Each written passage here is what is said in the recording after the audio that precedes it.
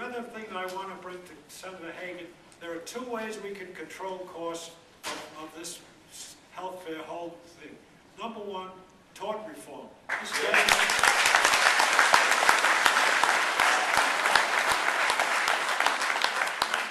He's talking about doctors doing unnecessary procedures. Absolutely, they do it. Sure, I would too.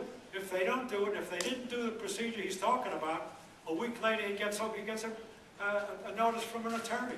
You ask any doctor in this town how many malpractice suits they're fighting right now today, there are at least 10 in every doctor's basket. That's why your costs are going up. The other way we could control costs is to allow insurance across state lines. Why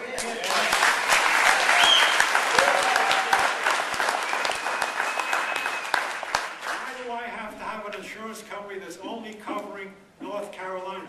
I may want to take a company that's in Arizona who's got a better plan, that's cheaper, but I can't do it. They refuse to do it. That's where we have to be. And I think when we discuss this with people in the administration or politicians, we have to be very specific. Say to them, look, Senator, Section 123, why are we doing this, this, and this? Let them answer, and many times they can't answer. The other thing we have to do is ask them, did you read the bill? Yes. If they didn't read the bill, get out of here. We don't need you.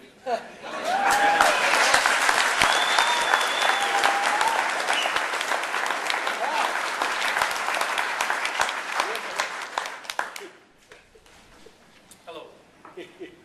My name's Steve. I'm from Wilmington. I didn't get busted either today. So just wanted to make a couple points. I agree with everything the gentleman had said here. I'm for reform. I'm for insurance reform, tort reform, all these type of things that need to be done. The problem is there's so many things that have to be done, they don't know where to start first, okay? And if you look at the government and you say, what have you done? What have you run?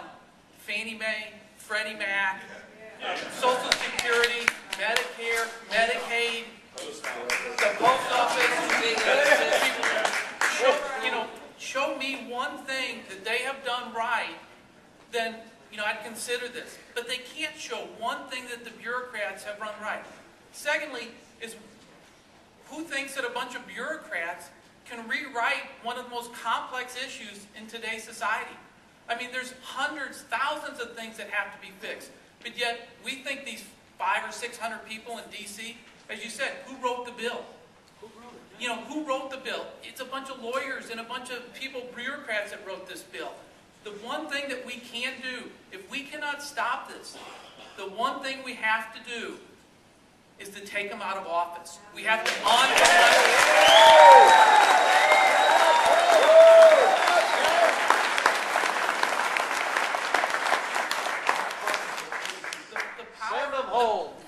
Exactly. The power we have is if they pass this bill, H.R.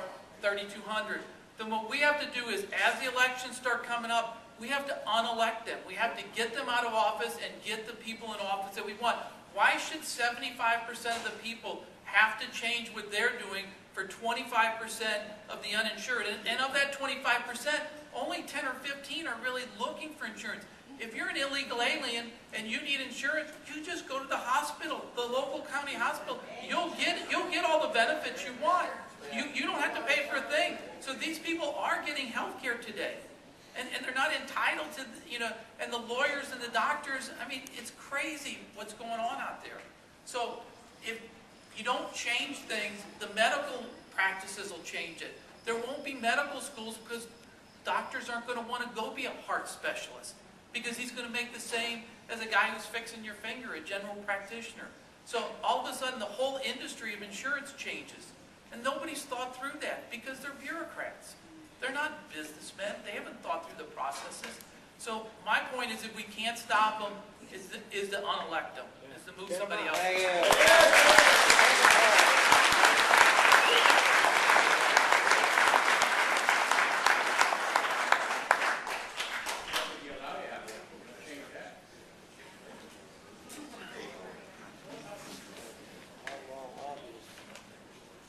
I don't want to be here on a Saturday afternoon.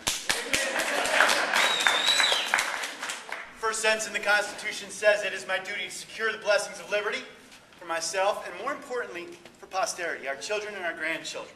My name is Tom Nairmore, and I'm a teacher in Duplin County. I teach history and civics. You go, Tom. So many points I want to talk about, but our time is limited, so I'm going to tell you a short story. I got first involved in politics, don't want to be, honestly.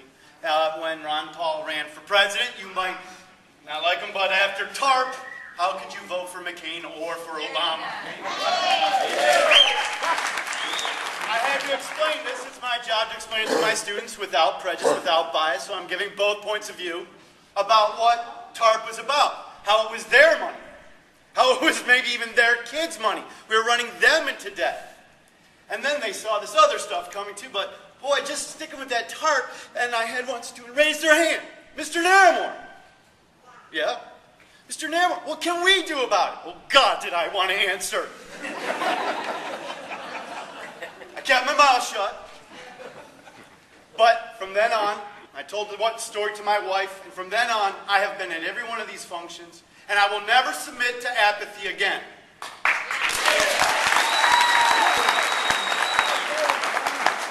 I realize this is my fault. This is my country, I'm we the people, and I hadn't done enough. We had two candidates, and I didn't have anything to do with either one of them. They were both the same. What was the difference between McCain and Obama? They both wanted socialized health care. They both wanted TARP. So, we went to Fayetteville in February, I think 20th. My wife and I went to Fayetteville. We heard of this Tea Party, and we had this long sign, and it only said $3 trillion on it. It's a really long sign. It's accelerated since then. We need another digit. But we started in Fayetteville. Then it was fantastic. On April 7th, we had more of a localized Tea Party, and we decided we wanted to do something nationwide along with everybody else, so Tax Day. And people locally said, don't do it, don't do it. You'll take away from the other one. Nobody will show up. You will water down everything we've done. I will not submit to apathy ever again. Yes. We went. We got on the corner. 1,500 people showed up. We were dismissed. The president said he didn't even hear a thing about it.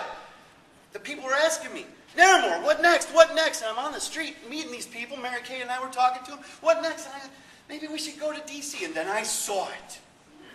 They started organizing. Somebody who knows something knew when this battle was going to be coming to a head. Knew in September it would be. And they started the March on D.C. for September 12th. And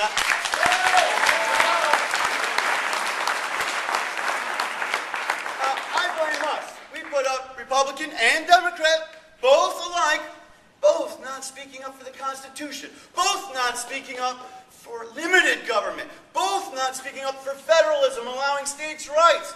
Well, I'm not going to go into all that. I just want to say, I hope you are all going to meet me on the steps of the Capitol building on September 12th. They will not ignore us this time. How many of you